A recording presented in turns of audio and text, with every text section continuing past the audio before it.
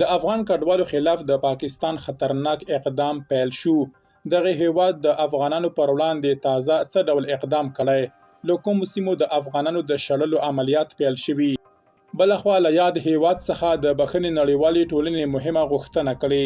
بشپړ جزئیات په ویډیو کې تر پایه وګورئ. پاتمنو لیدونکو ستړي مه شئ.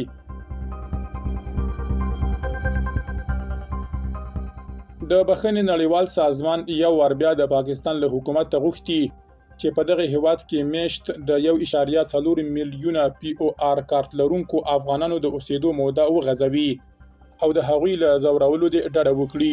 د بخښنې نړیوال سازمان د ملګرو ملتونو د کډوالو چارو ادارې په حواله پر ایکس پاڼه کاږلي چې په پاکستان کې د دغه هیواد له چارواکو سره د هغو افغانانو د اوسېدو مودې غځولو په اړه خبرې کړې دي چې د POR کارتونه لري، خو پاکستان نه ده ورسره منلې.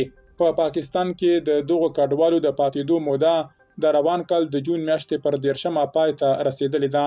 نو له همدې امله په دغه هیواد کې د 1.4 میلیونه افغان کډوالو ژوند له جدي ګواښ سره مخ دی.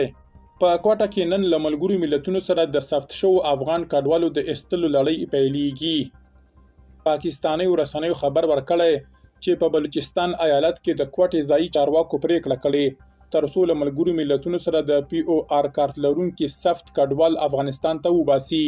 د راپورونو له مخې د ایستلو عملیات نن د اګست پر لومړۍ نیټه پیلېږي او دغو کډوالو ته ټاکل شوې وروستۍ موده پای ته رسېدلې. ځایي چارواکو له پولیسو غوښتي چې د کوټې په بېلابېلو سیمو کې افغانان په نښه کړي او خپل هیواد ته یې واستوي. دا په داسې حال کې ده چې اسلام آباد په یو مکتوب کې د پاکستان دننه له دولتي ادارو او پولیسو غوښتي تر څو له ملګرو ملتونو سره د ثبت شوو کډوالو یا د POR کارت لرونکو د نیول کېدو او ایستلو په تړاو هیڅ ډول اقدامات ونه کړي. درنو لیدونکو له ملتیا مو مننه.